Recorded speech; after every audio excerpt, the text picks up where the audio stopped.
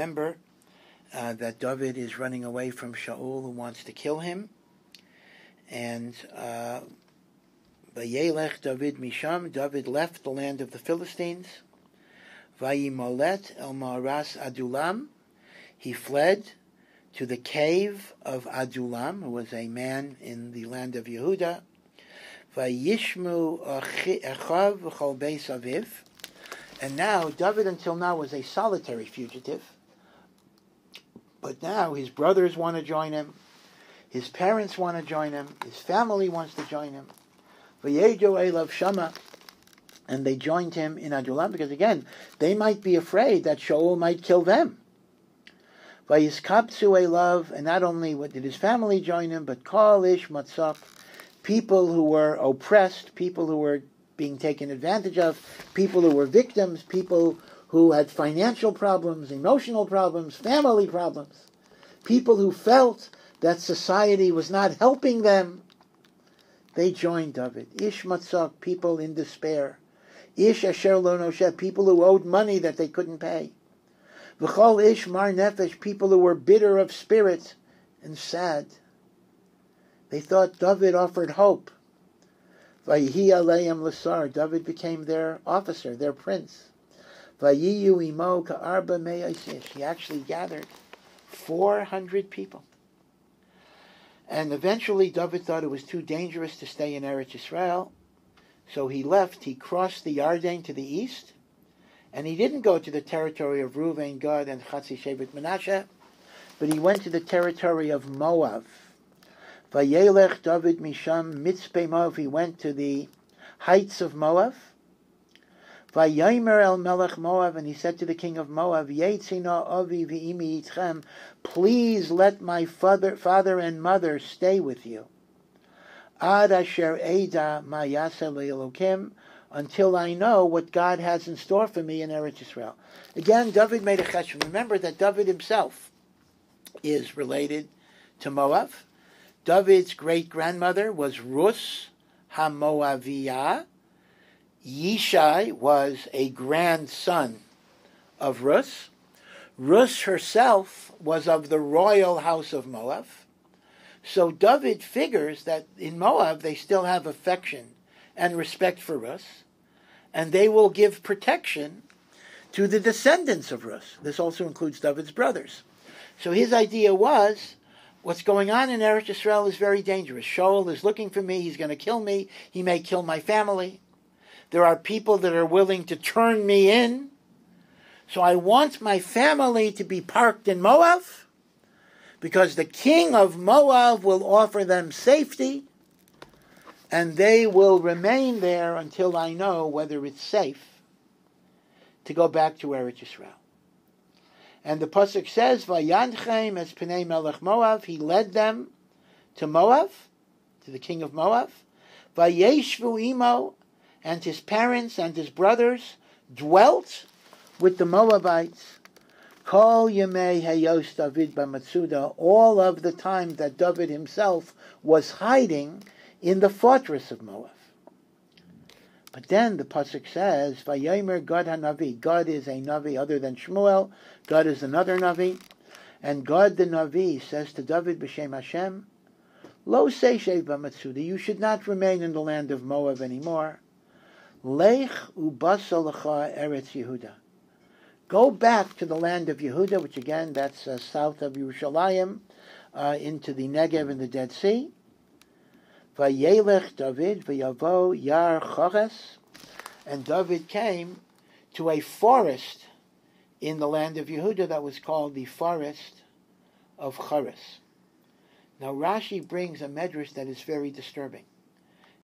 That is, David went back to Eretz Yisrael because of the prophecy of Gad HaChozeh, but he still left his parents and brothers in Moab, thinking that the Melech Moab would give them protection because they are the descendants of Rus HaMoaviyah. Tragically, what happened was, as soon as David left, presumably with his 400 soldiers, the king of Moab murdered Yishai, David's mother, and David's brothers. The Moabites were Rishayim, and whatever familial loyalty David thought they would have was a sheker v'chazav. So it's interesting, it's not recorded. The Psukim don't say that they were murdered by the Moabites. But this is how the narrative is understood by Chazal. So be it as it may, David is now a Yasam, but he's back in Eretz Yisrael. Vayishma Shaul ki noida David v'nashim sharita. When Shaul hears that David's whereabouts are now known, that he's in this forest. V'Shaul yeshev b'giva tachas ha'eshel b'Rama. Shaul is dwelling in the town of Giva, the town of Binyamin, under the Eshel, under the large tree, in Ramah, near the town of Ramah. So he's in Giva, which is near Ramah. Ramah is more of the district of the area. V'chaniso b'yadu, he's holding his spear, which apparently he's very fond of doing. V'chol avadav nitzavim alav, and all of his servants are surrounding him. And Shaul is very upset. Vayomer Shaul li'avadav hanitzavim alav. Shaul says to his avadim that are standing around him, Shimuna b'nei Yemini, listen to me, you children of Binyamin, because his servants were mainly from his own tribe. Gam l'kulchem yitain ben Yishai sadosu chramim. Has David ben Yishai given all of you fields and vineyards? Has he given you something? L'kulchem yasim sarei alafim v'sarei meot. Has he made you generals over thousands of soldiers or even hundreds of soldiers? Why do you treat him so well? What has he given you? Ki keshartem kulchem olai. That all of you rebel against me? You don't tell me where he is. You don't tell me what he's doing against me. You don't even tell me that my own son has made a covenant with Ben Yishai.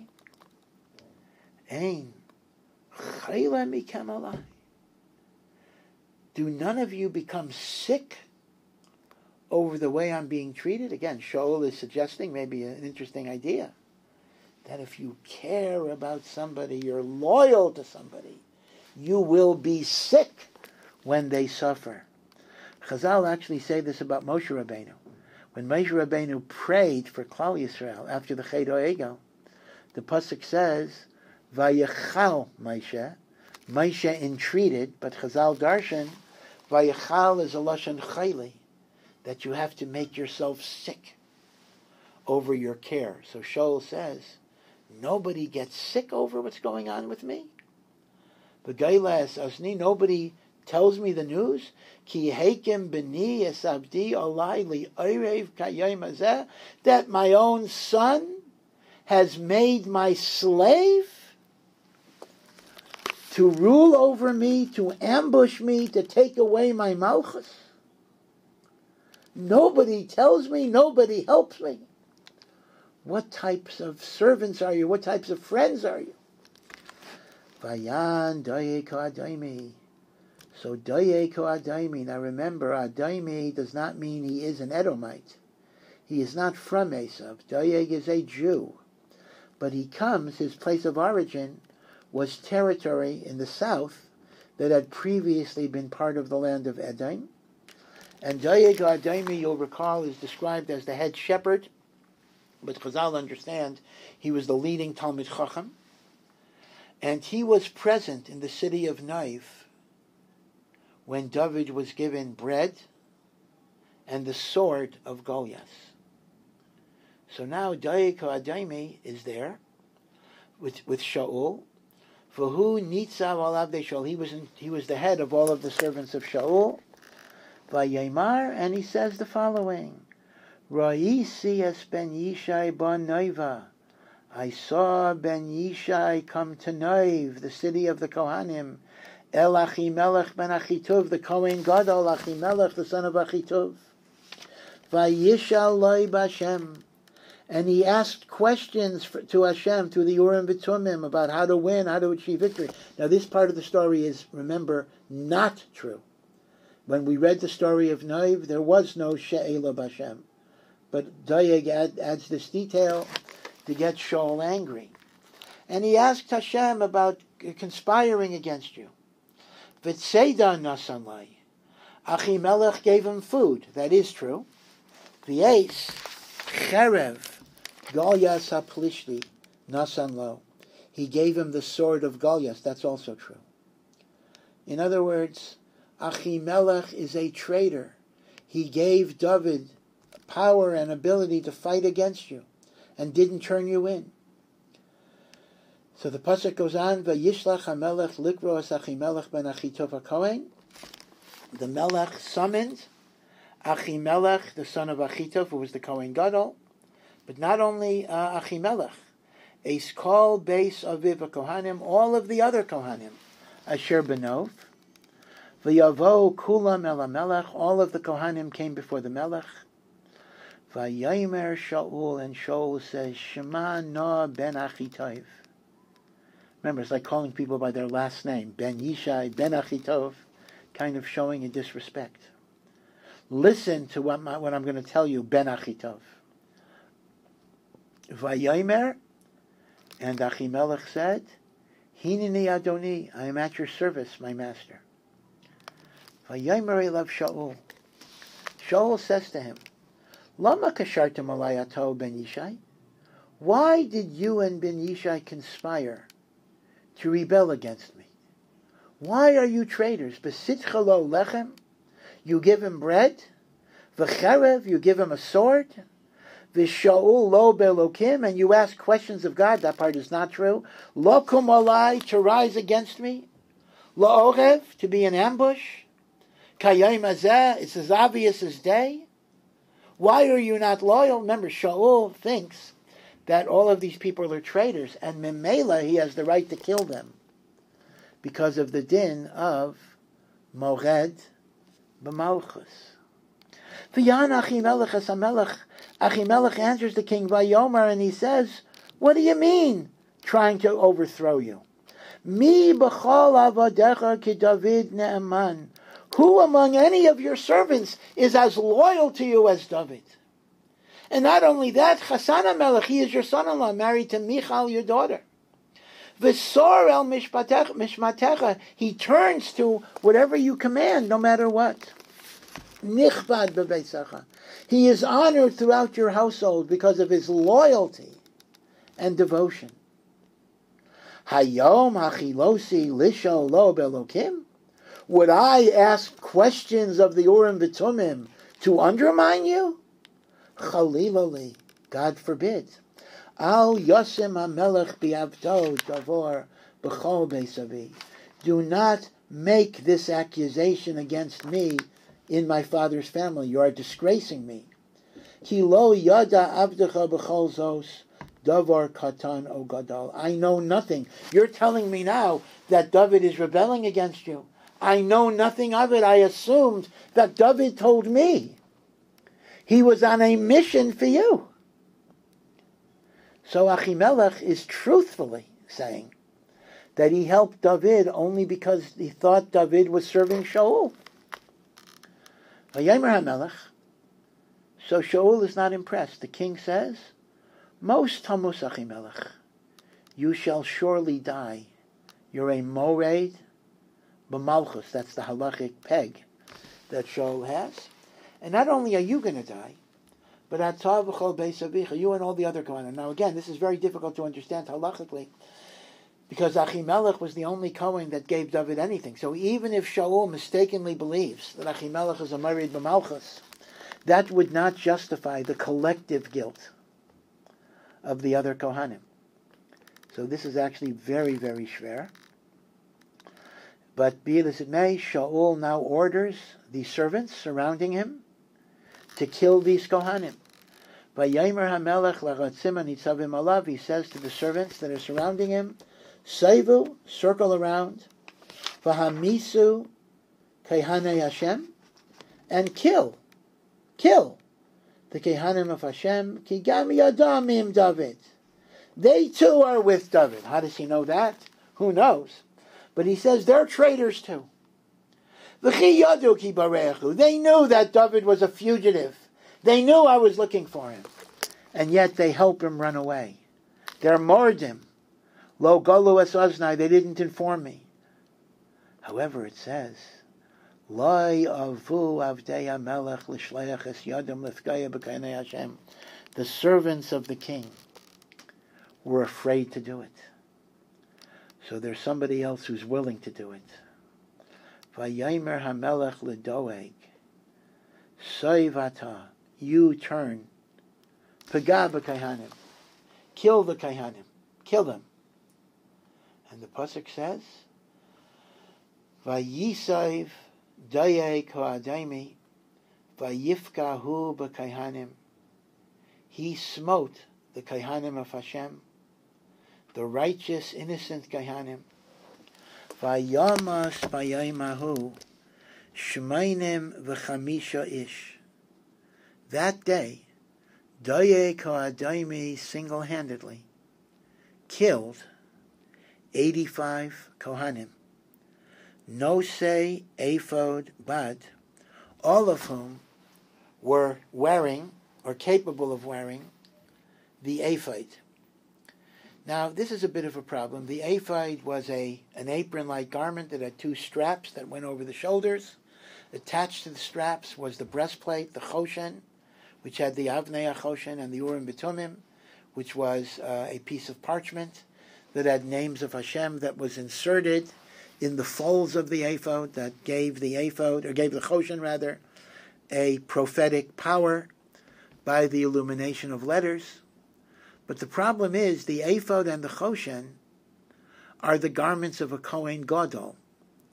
And given the fact that there's only one Kohen Gadol, how could you have 85 Kohanim who wore the ephod?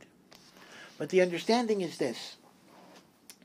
Basically, the ephod was a garment of the Kohen Gadol, but it was also the medium by which we got information from Hashem through the Urim V'Tumim. So apparently, when the Kohen Gadol was not available, any Kohen would be permitted to wear the ephod to be a conduit for the Urim V'Tumim. So when it says 85 Kohanim wearing the ephod, it doesn't mean 85 people wore the ephod at any one time. At any one time, only one Kohen wore it, but all 85 were capable of asking questions and relaying answers via the Urim V'Tumim. Now, 85 Kohanim were killed, and those were the numbers of Kohanim in the city of Nov. And by the way, the Mishkan was destroyed as well, and it had to be relocated in Givon, where it remained until Shlomo HaMelech built the Beis HaMikdash. But there were other people in Nov as well, in particular the Givainim. If you remember, the Givainim were a nation who were of the 7 nations of Canaan, but they said that they came from a faraway place. They got Yehoshua under fraudulent pretenses to make a covenant of peace. And when the ruse was discovered, Yehoshua felt that Am Yisrael was bound by that promise, even though it was under false pretenses, because there would have been a Chilul Hashem. But the Givainim became a servant class. Chotvei Eitzim, cutters of wood. Shoavei Mayim, drawers of water for the Kohanim.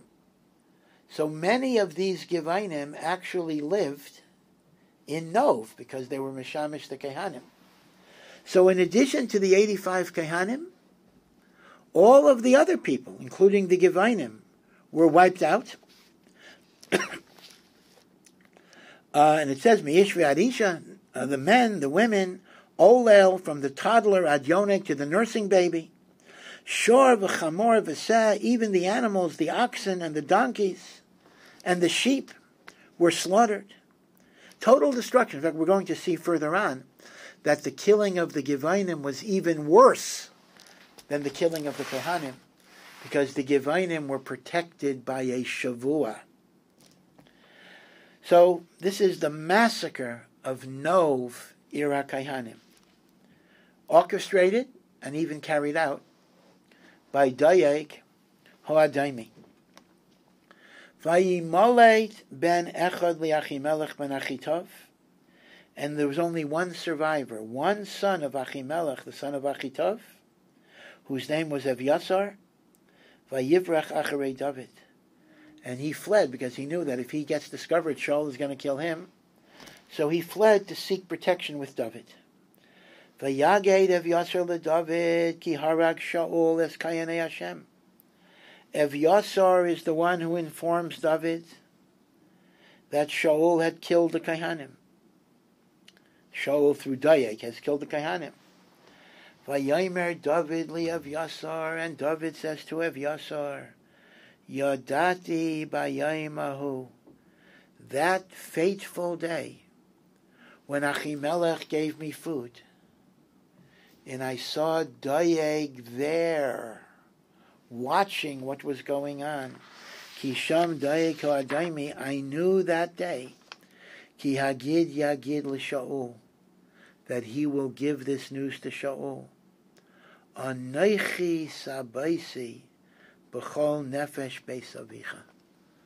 So David is expressing a charata. I am responsible for all of the tragedy that has befallen your father's house. Shava iti, stay with me. I will protect you because I owe it to you, because I am responsible for the deaths of your family. I will protect you. Al tira, do not be afraid. Ki asher yivakesh es nafshi, the same one who is trying to take my life, yivakesh es nafshecha, will kill you as a survivor of knives, so stay with me. Ki mishmeres ata imadi, with me you are going to be watched and guarded and protected. Ad kan perek chaf beis.